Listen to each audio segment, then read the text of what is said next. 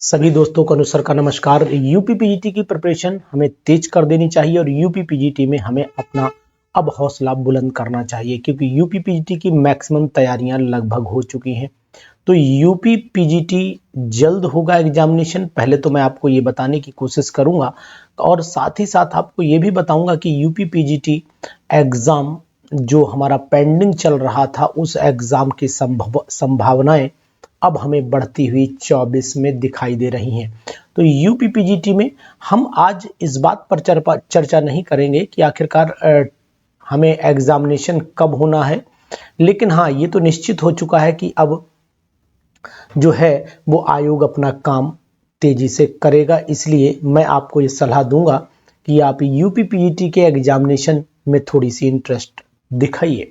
कारण सिर्फ यही कि आपका समय बर्बाद बिल्कुल नहीं होना चाहिए। एक चीज आपको और बताता हूं कि आखिरकार कौन से टॉपिक हैं जो अगर हम छोड़ते हैं तो नुकसान करेंगे। पूरे 30 नंबर, यानी कि पूरे 30 क्वेश्चन यहीं से आते हैं। पूरे 30 प्रश्न, अगर पूरे 30 प्रश्न की बात करता हूं तो पूरे 30 प्रश्न हमें कहां से मिलते हैं, इस बात पर भी हमें कहां से मिलेंगे और क्यों, अगर हम इन टॉपिक को छोड़ देते हैं कहां से मिलेंगे, ये मैं बताने की कोशिश आपको करूंगा। और अगर ये टॉपिक आपने छोड़ दिए जो मैं बताने जा रहा हूं, अगर आपने ये टॉपिक छोड़ दिए तो फिर ये मान के चलिएगा कि आप पीजीटी में सेलेक्ट नहीं हो पाएंगे। तो ध्यान दीजिएगा, बहुत ही इंपॉर्टेंट है आज की ये वीडियो और आपको पूरे 30 प्रश्नों पर हम चर्चा करेंगे कि आखिरकार ये कहां से 30 प्रश्न मिलेंगे। और ये आप जानते हैं, ये आप पूरी तरीके से जानते हैं कि अगर हम लोग, मैक्सिमम लोग जो यूपी पीजीटी की तैयारी कर रहे होते हैं, उनकी खास बात होती है कि वो क्वेश्चन 70 तक, यानी कि 125 में से 70 तक बहुत आसानी से पहुंचते हैं। ये काम बहुत आसान है, यहाँ तक पहुंचना बहुत आसान है और मैक्सिमम कैंडिडेट इसको अटेम्प्ट करते हैं, इसको गेन कर लेते हैं। यानी कि अगर मैं आपसे कहूं तो मैक्सिमम स्टूडेंट जो होते हैं, मैक्सिमम कैंडिडेट ये डाटा जरूर गेन कर लेते हैं। और आपको ये भी बताने की कोशिश करूंगा कि 70 के बाद ही सिलेक्शन शुरू होता है। यानी कि सिलेक्शन का अगर क्राइटेरिया मानते हूं तो यहीं पर आपको मानना पड़ेगा कि सिलेक्शन जो है वो आप लगभग 90, अगर पेपर टफ है तो 90 अबव ही माना जाता है। और अगर आप 100 की गिनती पार करते हैं, यानी कि अगर फाइनल लेना है, सिलेक्शन फाइनल करना है, तो आप 100 क्वेश्चंस को पार कर जाइए। 100 क्वेश्चंस अगर आप पार कर लेते हैं तो फिर ये मान के चलना कि आप 100% सेलेक्टेड हो जाएंगे। और 104 और 105 अगर हो गए तो फिर कोई आपका सिलेक्शन नहीं रोक सकता है। यहाँ पर मैं स्टार बना दे रहा हूँ, फाइनल है। तो कौन कौन से वो टॉपिक है जिन पर आपको बहुत गहनता से अध्ययन करना चाहिए।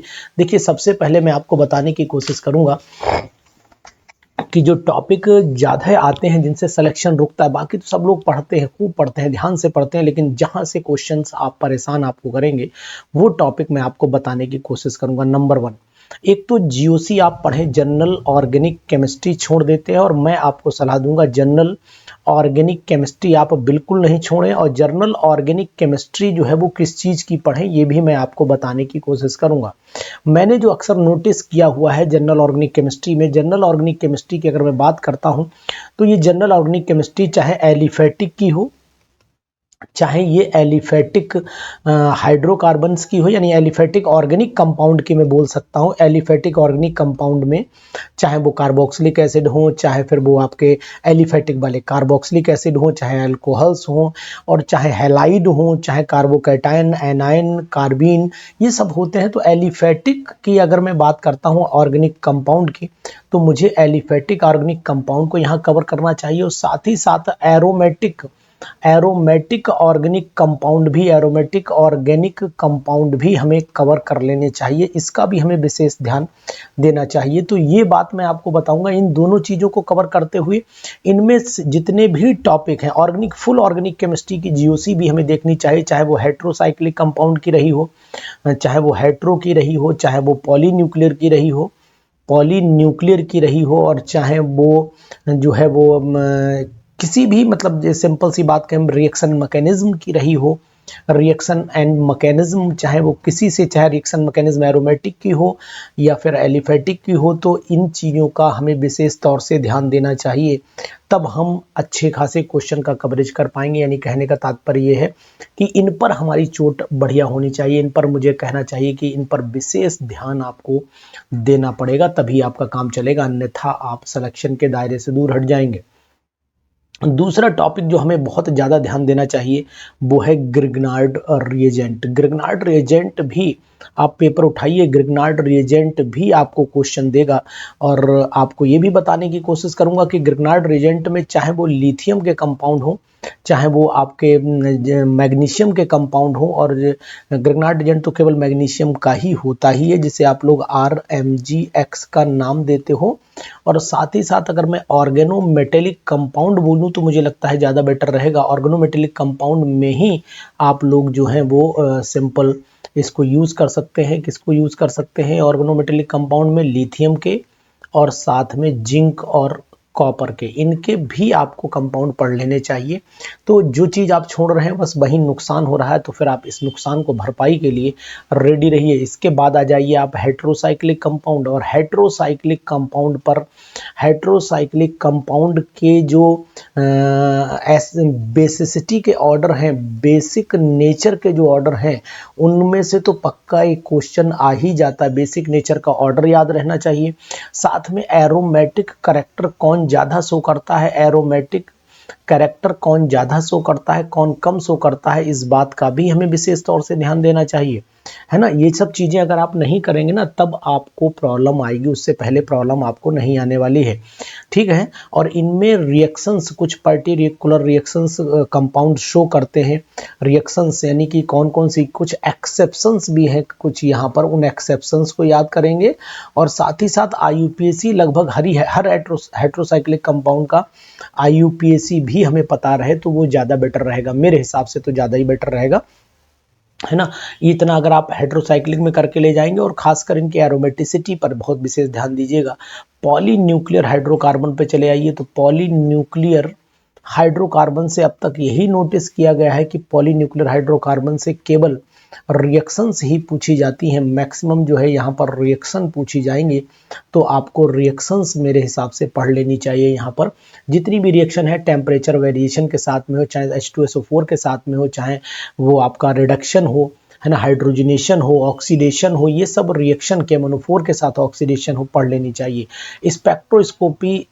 स्पेक्ट्रोस्कोपी की अगर मैं बात करता हूं तो स्पेक्ट्रोस्कोपी भी एक इम्पॉर्टेंट है। इसमें खासकर जो फोकस करना है वो आपको NMR पर करना है, और एक आपको UV पर करना है, UV।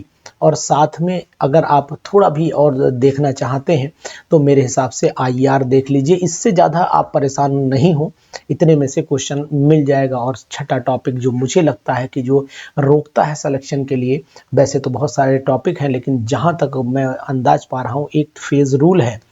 फेज रूल ये लगभग 2 क्वेश्चन का दायरा लेकर के आता है, मतलब मान के चलो कि 2 क्वेश्चन ये ले आएगा, तो 2 क्वेश्चन भी अगर 3.4 का एक क्वेश्चन है, मल्टीप्लाई बाई 2 कर दें तो 2 चौक 8 हो गया, 2 3 6, 6.8 नंबर जो आपको मेरिट में 10 लोगों से पीछे कर सकता है। 10 लोगों से 100% पीछे कर देगा। ये हो सकता है 10 से ज़्यादा ही हो, बहुत बड़ा डिफरेंस हो जाता है ये, यानी एक डेसिमल की एक 2-3 डिजिट पर जाके 10-10 15-15 हो जाते हैं। तो ये गिनती आपको 10 तो मैं थोड़ा कम ही बोल रहा हूँ, मुझे 50 बोलना चाहिए था, लेकिन नहीं, फिर भी आप इसको तैयार जरूर करिएगा। और उसके बाद अगर आ जाते हैं तो हम लोग केमिकल काइनेटिक्स में ध्यान दें। केमिकल काइनेटिक्स ये टाइम कंज्यूमिंग होता है। केमिकल काइनेटिक्स जो है ये टाइम कंज्यूमिंग क्वेश्चन होगा, और टाइम कंज्यूम करता है बहुत ज़्यादा, इस बात का भी आपको ध्यान देना। टाइम कंज्यूम करेगा ये, एक तो ये है। दूसरी चीज़ आपको ये बताऊं कि यहीं पर ऑर्डर ऑफ रिएक्शन के क्वेश्चंस भी आप कर लीजिए। ऑर्डर ऑफ रिएक्शन के क्वेश्चन जरूर करिए, यहीं पर ऑर्डर ऑफ रिएक्शन के क्वेश्चन करिए। हाफ लाइफ से जुड़े हुए क्वेश्चन आप जरूर करिए, हाफ लाइफ वाले क्वेश्चन भी आपको नहीं छोड़ने हैं, वो भी आप जरूर कर लें। मेरे हिसाब से उन क्वेश्चंस को भी आप बिल्कुल भी नहीं छोड़िए। और साथ ही साथ एक चीज़ और है कि यूनिट का भी विशेष ध्यान रखें, यूनिट का भी विशेष ध्यान रखिए, चाहे फर्स्ट की हो चाहे सेकंड की हो। और जो फर्स्ट ऑर्डर का है उस पर न्यूमेरिकल, फर्स्ट ऑर्डर पर न्यूमेरिकल, फर्स्ट ऑर्डर पर न्यूमेरिकल और साथ ही में आर्हीनियस पर भी न्यूमेरिकल मेरे हिसाब से हो जाने चाहिए, इसका भी आप बहुत विशेष ध्यान दीजिए। और साथ 8वां टॉपिक जो है वो मुझे लगता है गैसियस स्टेट को आपको कवरेज करना चाहिए। गैसेस स्टेट भी कम से कम 4 क्वेश्चन का कवरेज लेकर के चलता है, इसलिए ध्यान दीजिए इस पर बहुत ज़्यादा आपको यानी कि जो काइनेटिक थ्योरी ऑफ गैसेस है, काइनेटिक थ्योरी ऑफ गैसेस है, इसी पर फोकस करना है, काइनेटिक थ्योरी ऑफ गैसेस पर फोकस करना है। और एक चीज और भी ध्यान दे लो, वेंडर वॉल, उठाओ पेपर और आप देख लो, वेंडर वॉल पर भी बहुत ज़्यादा फोकस आपका रहना चाहिए। तो अब मैं लगातार आपको यूपीपीजीटी पर वीडियोस भी देता रहूँगा और यूपीपीजीटी पर फोकस भी करूँगा, क्योंकि अब समय यूपीपीजीटी का आ चुका है। और एक फोटो केमिस्ट्री भी आपको लगभग 2 क्वेश्चन दे करके जाएगा, तो फोटो केमिस्ट्री पर भी आप विशेष ध्यान दीजिए। फोटो केमिस्ट्री पर एक क्वेश्चन तो लगभग 100% श्योर हो जाता है, लेकिन 1 से 2 का वेरिएशन मैं मान करके चलता हूँ कि यहाँ पर आपको मिलेगा। और लास्ट जो 10वां टॉपिक है, और ये 10वां टॉपिक में लोग कहते हैं कि ये सिलेबस में नहीं, लेकिन अनुसार कहेंगे कि आपको थोड़ा सा हार्मोन भी पढ़ना चाहिए, हार्मोन्स भी पढ़ना चाहिए, जिनमें आपको स्टेरॉइड का विशेष ध्यान देना है ना, स्टेरॉइड का विशेष ध्यान देना है। और एल्कोलॉइड्स और डाइज भी आपको कवरेज करनी है। तो एल्कोलॉइड हालांकि सिलेबस में बहुत ज़्यादा नहीं दिखाए गए हैं, लेकिन मैं आपको सलाह दूंगा एक आध नाम जरूर याद रखिए, उनके यूजेस जरूर याद रखिए, कहाँ वो यूज़ होते हैं। और हार्मोन, स्टेरॉइड, एल्कोलॉइड और आपके एंजाइम्स भी ध्यान दीजिएगा। एंजाइम्स से भी एक क्वेश्चन मुझे उम्मीद है कि 1 या 2 क्वेश्चन जो है वो एंजाइम कवरेज करके ले लेता है, तो यहाँ पर मैं एंजाइम भी नोट कर देता हूँ एंजाइम्स पर। अब इतने टॉपिक, बाकी तो आपको structure of atom, chemical bonding, periodic table and so on है। ये जो मैंने टॉपिक लिखे हैं, ये टॉपिक में खास बात आपको बताने की कोशिश करूंगा कि लगभग ये 30 क्वेश्चन कवरेज करेंगे। ये वही 30 क्वेश्चन होंगे जो आपके सिलेक्शन को रोक करके रखते हैं। क्योंकि मैं आपको यहाँ पर एक चीज़ और बताने की लगातार कोशिश करूंगा कि ये जो 30 क्वेश्चन मैं बोल रहा हूँ ना, ये 30 क्वेश्चन आप वो क्वेश्चन होंगे जो सिलेक्शन कराते हैं, अब जैसे कि मैं आपको एक एग्जांपल देकर के बात करता हूं तो आपको भी समझ में आएगा। देखिए, जनरल कॉमन जो अटेम्प्ट होता है, लोगों का जो कॉमन अटेम्प्ट होता है, अब आप इस बात से कितना एग्री होते हैं मुझे नहीं पता, लेकिन कॉमन अटेम्प्ट जो होता है वो आपका लगभग 60 से ऊपर जाता है, मतलब 70 के आसपास। जो पीजीटी की प्रिपरेशन करता है वो 70 अटेम्प्ट 100% करता है क्वेश्चन। लेकिन इसके बाद जो स्टूडेंट जो होता है, वो जो सिलेक्शन वाकई में जुनून से तैयारी करता है, वो क्वेश्चन खींचता है 80 से लेकर के 90 का दायरा लेकर के चलता है। बस यहीं पर आकर के वो सिलेक्शन की बॉर्डर लाइन पर खड़ा हुआ होता है, यानी कि बॉर्डर लाइन है, इस बॉर्डर पर आपको पार करना है, इस बॉर्डर की इक्वेशन को पार कर देना है। यानी कहने का तात्पर्य ये है, अगर मैं इसको ग्राफिकली देखने की कोशिश करता हूं तो आपको मैं बताने की कोशिश करूंगा। अगर मैं मान लेता हूं कि ये यहाँ पर ये बॉर्डर लाइन है जहां पर मुझे 80 से 90 नंबर पाने हैं, तो हम लोग यहाँ से 80 से 90 नंबर पा करके यहाँ खड़े हो गए। अब यहीं पर फैक्टर काम करना शुरू करेंगे। नंबर 1 एज का फैक्टर आना शुरू हो जाएगा, नंबर 2 बीएड की डिग्री इंपॉर्टेंट हो जाएगी, कि जिसको बीएड की होगी वो इस बॉर्डर लाइन को और ऊपर कर देगा। अब जिसके पास ये चीज नहीं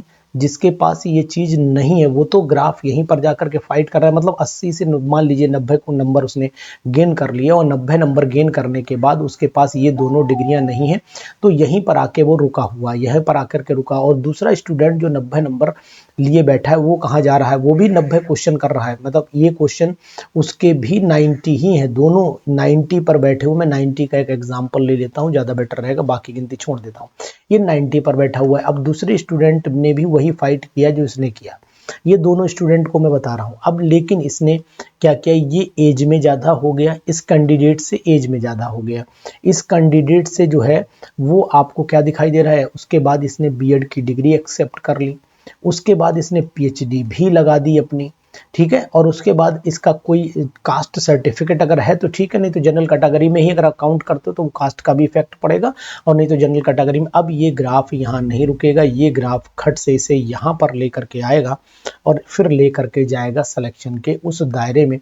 यहाँ पर आकर के सिलेक्शन हो गया। अब ये सिलेक्शन होने के बाद कंडीशन उसकी क्या होगी, ऑटोमेटिकली रुक गई। और सॉरी, मैंने उस जगह पर डायग्राम बना दिया जहाँ पर शायद आप उसको वेरी नहीं कर पाएंगे, तो मैं उम्मीद करता हूँ इस डायग्राम को जो है वो थोड़ा इधर बनाता हूँ क्योंकि मैंने अपने ऊपर डायग्राम बना लिया है, मैंने ध्यान नहीं दिया कि यहाँ पर पिक लगी हुई है। चलिए खैर कोई बात नहीं, इसको नीचे कर लेता हूँ, समझाना है मुझे, ऐसी बात नहीं। अब यहीं पर मैंने 90 का ग्राफ जो मैं बताने की कोशिश कर रहा हूँ, इस ग्राफ को मैं यहाँ पर ले आता हूँ, यानी कि ये मैंने लाइन खींची और यहाँ पर एक सिंपल छोटा सा ग्राफ, यहाँ पर 90 नंबर है, ये 90 मार्क्स लिया मैंने और मैं यहाँ तक गया, यहाँ तक गया।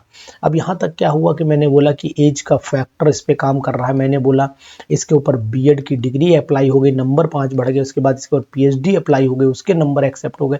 तो ये जो यहाँ जो रुकने वाला ग्राफ था ये यहाँ नहीं रुकेगा, अब ये यहाँ पर जा करके रिएक्शन को कंप्लीट करके ऑटोमेटिकली नौकरी लगवा देगा। तो ध्यान देना पड़ेगा कि आप केवल अपनी एक उम्मीद जगा करके मत बैठा करिए कि नहीं साहब हमारे पास हमारे इतने क्वेश्चन सही है सर, उसके भी इतने सही थे, मेरा सिलेक्शन जो है वो क्यों नहीं हुआ, क्योंकि उसने इन चीज़ों को फाइट में आपसे आगे निकल गया। एक तो ये ध्यान दीजिए। दूसरा, आप तब लड़ सकते हो इस कैंडिडेट से जब आप क्वेश्चन का नंबर बढ़ाओ अपने, यानी कि अगर ये 90 है तो आप इसके बाद जो है 10 क्वेश्चन और करो, तब इसकी फाइट के बराबर टक्कर दे पाओगे, उससे पहले आप टक्कर नहीं दे पाओगे इसे। तो बहुत सारे फैक्टर्स होते हैं जिनको आप ध्यान नहीं देते हैं। अब इसी में कैटेगरी भी लगना शुरू हो जाएगी अगर आपसे कहा जाए तो यहीं पर, हालांकि कैटेगरीज वाइज जो है वो अलग अलग हो गया है ना, कैटेगरीज लग जाएगी एक तो ये, दूसरी बात फ्रीडम फाइटर लग जाएंगे, फ्रीडम फाइटर लग जाएंगे, उसके बाद जो है वो डिसेबिलिटी लग जाएगी, डिसएबिलिटी लग जाएगी, उसके बाद आप चले आइए आपके पास एनसीसी का सर्टिफिकेट अगर कुछ है तो उसके नंबर अलग से जुड़ जाएंगे, कोई राष्ट्रीय प्रतियोगिता में आपने भाग ले रखा है उसके नंबर जुड़ जाएंगे। तो कहने का तात्पर्य ये है कि बहुत सारी, यहाँ पर मेन मेरा जो उद्देश्य है वो ये कि बहुत सारी चीज़ें आप पर अप्लाई हो जाती हैं जिनका आप विशेष तौर से ध्यान नहीं देते। तो इन सब से लड़ने का सबसे बेटर तरीका होता है कि हम कुछ भी मेरे पास ना हो, मेरे पास I am only the MSc, अगर मैंने केवल एमएससी केमिस्ट्री में कर रखा है, इस बात का ध्यान दो, अगर हमने एमएससी केमिस्ट्री में कर रखा हो, चाहे वो फिजिकल हो या ऑर्गेनिक हो, तो हम लोगों को उद्देश्य अपना 104 पर ले जाना चाहिए और 104 इज द फाइनल सिलेक्शन। यहाँ पर आपको न किसी ताकत की ज़रूरत है, न किसी सोर्स की ज़रूरत है, और ये 100% सिलेक्शन आपका करा देगा केमिस्ट्री के अंदर। तो अगर आपको ये बात मेरी समझ में आती हो कि ये 30 क्वेश्चन जो आप लड़ाई के लिए तैयार रहिए, 30 क्वेश्चन जरूर करिए, इन 30 क्वेश्चन ही आपके सिलेक्शन के लिए बहुत ही यूज़फुल हो जाएंगे। तो इन 30 क्वेश्चन की लड़ाई अगर आपको लड़नी है तो पर्टिकुलर कुछ टॉपिक है जिन पर मैं विशेष तरीके से ही केवल क्वेश्चंस दूंगा, यानी कि एक जो क्वेश्चंस का पैटर्न बना रहा हूं वो केवल एक ही टॉपिक पर गिने चुने इन 30 क्वेश्चंस पर ही एक टेस्ट सीरीज लॉन्च कर रहा हूँ। 30 है ना, 30 क्वेश्चन टेस्ट सीरीज में लॉन्च कर रहा हूँ। तो 30 क्वेश्चन टेस्ट सीरीज जो है, 30 क्वेश्चन के लिए मुझे कम से कम मान के चलिए कि 3000 क्वेश्चन तैयार करने पड़ेंगे। 30 क्वेश्चन कंप्लीट जो करेंगे हम लोग, 30 क्वेश्चन कंप्लीट अगर मिल जाते हैं आपके लिए, तो यहाँ भाई आयोग है और आयोग कहाँ से क्वेश्चन उठाएगा, तो इसके लिए मुझे कम से कम 3000 क्वेश्चन की प्रिपरेशन करनी पड़ेगी।